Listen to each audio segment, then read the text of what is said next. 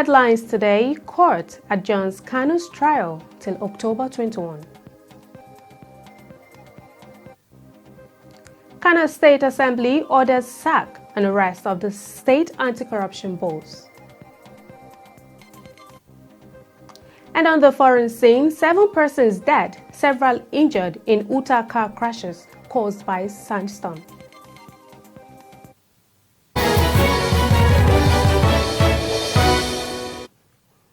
Hello and welcome to Trust TV News Update. I'm Aisha Salihu. For more news, follow us across all of our social media platforms on YouTube, Instagram, and Facebook. And now the news in full. The trial of the leader of the proscribed Indigenous People of Biafra, IPOB, Nnamdi Kanu, resumed at the Federal High Court, Abuja, on Monday, without Kanu's presence in court. The presiding judge, Justice Binta Nyako of the Federal High Court, stated that the trial could not continue in the absence of the IPOB leader since he was unavailable at the stand. The reports. We're here at the Federal High Court of Abuja to witness the resumed hearing of the case between the federal government and the leader of the proscribed group, Indigenous People of Biafra, Nnamdi Kanu, who is facing charges of terrorism, treasonable felony, illegal possession of firearms, and managing an unlawful society, amongst others.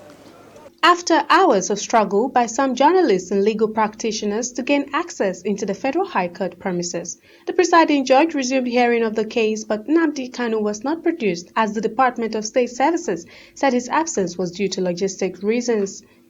Meanwhile, the counsel representing Ohaneze Ndibo, Godi Uwazurike, expressed disappointment at the federal government's inability through the DSS to provide Nnamdi Kanu. Under the rule of law, he must be brought to court. And the reason given by the prosecution is actually questionable. They said it's a problem of logistics. In simple language, the DSS said they didn't have a vehicle to bring him. As far as I understand the word logistics, and it did not make sense. So the court did not handle the matter today because he cannot have a trial in the absence of the suspects. And Nnamdi Kanu is being treated like a criminal. He's not a criminal, he's only a suspect. And it's only a court that must pronounce that word, criminal. Everybody is presumed innocent until found guilty. In a related development, Chukwuemeka Eze-Ife had this to say. We waited for 3 hours before the judge came in, and at no time did we see Nnamdi Kanu. I think we are very, very disappointed. That's the minimum way to say it. Justice Binta Nyako of the Federal High Court said Nnamdi Kanu is to remain in the custody of the Department of State Services, despite a request to transfer him to Kuje Correctional Center. But the Nigerian government has promised to grant him a fair trial. Aisha Salihu, Trust TV News, Abuja.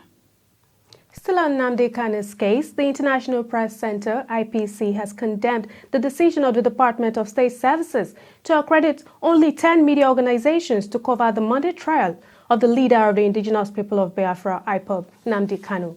The condemnation was contained in a press release signed by Melody Lowell, the IPC program officer. The statement said the Department of State Services, DSS, has no constitutional right to accredit journalists to cover the trial of Nnamdi Kanu or any other suspect for that matter, based on the provisions of the National Security Agencies Act. It maintained that IPC is amazed and concerned about the development, which has no precedent anywhere in the world. IPC said the trial of Nnamdi Kanu is a matter of public interest, and accrediting a few media outlets to cover it violates press freedom and the right of the public to know. One of the 48 Yoruba Nation protesters arrested by the police, Tajuddin Bakari, has been charged with the murder of a sachet water seller, Jumoke Oyeleke. Jumoke died from a stray bullet during the Yoruba Nation protest held on July 3rd in Ojota, Lagos.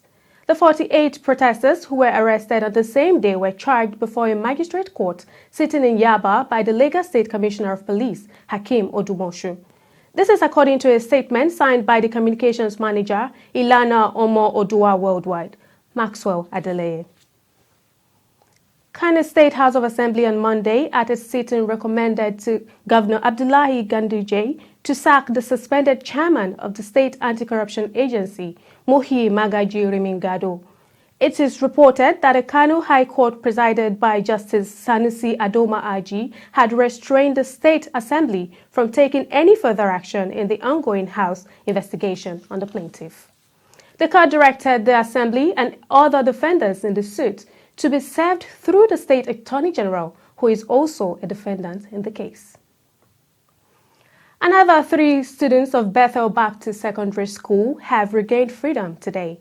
According to one of the relatives of the students who prefers anonymity, the students escaped from the bandits and were roaming in the bush for 5 days without food until a Fulani herdsman came to their rescue. This brings the number of the returned students to 37 among 121 students kidnapped about 22 days ago. You're watching Trust TV, coming up after the break. Newly elected local government chairman in Ogun State received certificates of return. Do stay with us. Get latest updates on current topical issues and breaking news by downloading the Trust TV mobile app on your Android devices. Go online, click Google Play Store, search Trust TV, install the app, and get doses of unfiltered information on happenings all over the world in your pocket. Trust TV, documenting the Nigerian story.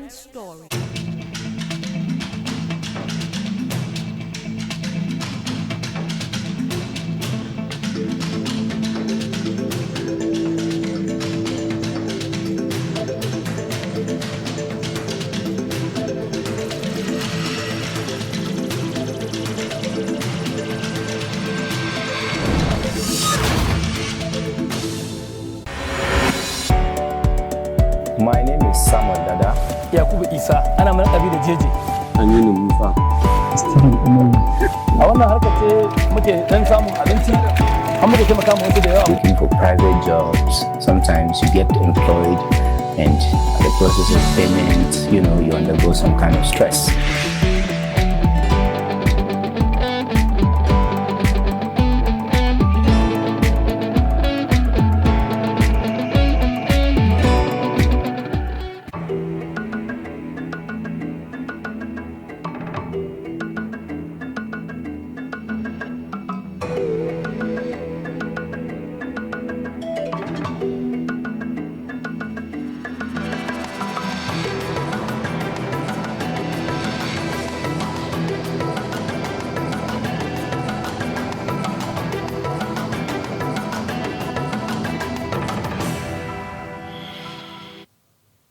Welcome back and thanks for staying tuned. Here is a recap of some of our top stories. The trial of the leader of the proscribed Indigenous People of Biafra, Nnamdi Kanu, resumed at the Federal High Court Abuja on Monday without Kanu's presence in court. And one of the 48 Yoruba Nation protesters arrested by the police has been charged with the murder of Jumoke Oyeleke. Still in the news, police in Edo State on Monday debunked social media reports that the Divisional Police Officer, Ehod Division, Benjamin Benafa, has been arrested over kidnap issues. The social media reports had it that the DPO was arrested by a special anti-kidnap team from the Office of the Inspector General of Police.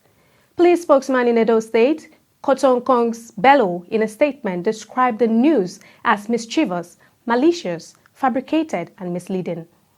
Bello stated the Commissioner of Police had ordered a full-scale investigation into the matter with the aim of bringing those behind the fake report to book. The Chief of Army Staff, Lieutenant General Farouk Yahaya, has inaugurated the exercise Lionheart for the Land Forces Simulation Center, Nigeria, with a view to enhancing operational efficiency of the troops.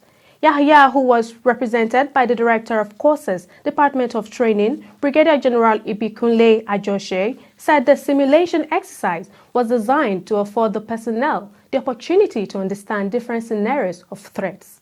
He explained the exercise was based on 2 softwares which create various threat scenarios.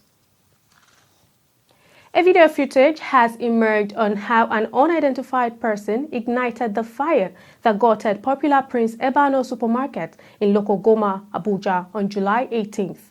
The CCTV footage showed the unidentified female walking towards the gas and oven ring section of the 3-story multi-million-naira facility. Public Relations Officer of the Federal Capital Territory Fire Service, Ibrahim Mohammed, had earlier confirmed the development in an interview, saying firefighters from several fire service stations fought hard to douse the fire. The Ogun State Independent Electoral Commission has presented certificates of return to the 20 newly elected chairmen and deputies of local government areas in the state. The chairman of the electoral body, Babatunde Oshibodu, presented the certificates to the new officers on Monday at the state headquarters of the commission in Abeokuta, the capital city. The All Progressives Congress, APC, had earlier won all 20 chairmanship seats in the local government elections held on Saturday in the state.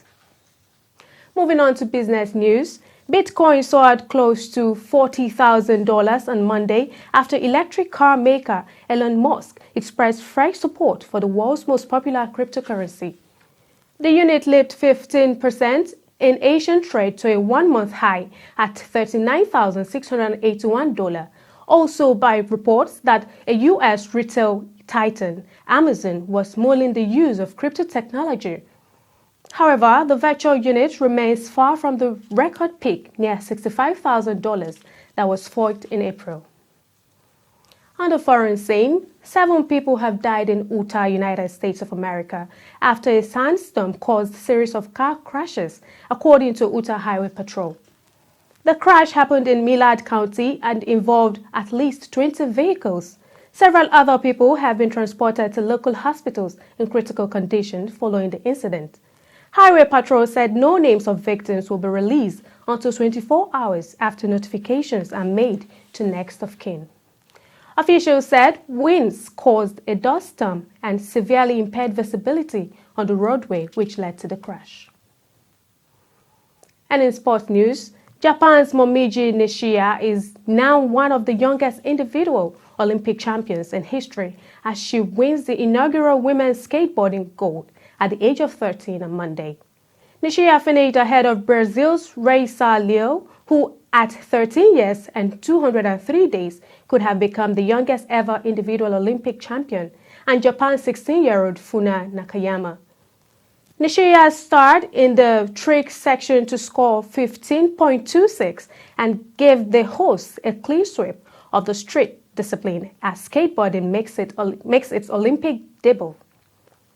Her performance mirrored that of Japan teammate Yuto Horigome, who won the men's title with a stunning sequence of tricks on Sunday. The venues for the archery and rowing events at the Tokyo 2020 Olympics are moved as a precaution against the tropical storm called Nepartak, expected to hit Japan on Tuesday. Although Tokyo 2021 organizers issued a typhoon warning, they have confirmed that there are no plans to move any other events unless the forecast changes. Additional issues linked to the storm could trigger a surge of sewage into the waters of Tokyo Bay just in time for next week's triathlon events. The storm, if eventually occurs, is unlikely to cause major disruption to the games. Nightlife is gradually returning to Mogadishu in Somalia after long civil war. Abdul Ali opens restaurant that serves popular Jabati 24/7. It's 24/7. You see a lot of customers coming here the whole night. Even at 3, sometimes at 3, at 4, we get customers.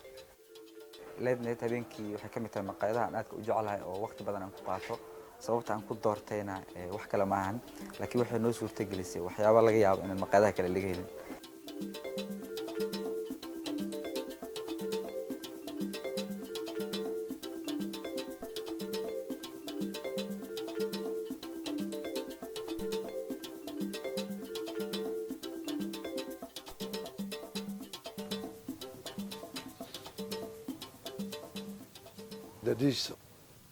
Nightlife returns to Mogadishu. We have come to the end of the news update. Do not forget to follow us across all of our social media platforms on YouTube, Instagram, Facebook. I'm Aisha Salihu. Thanks for joining us.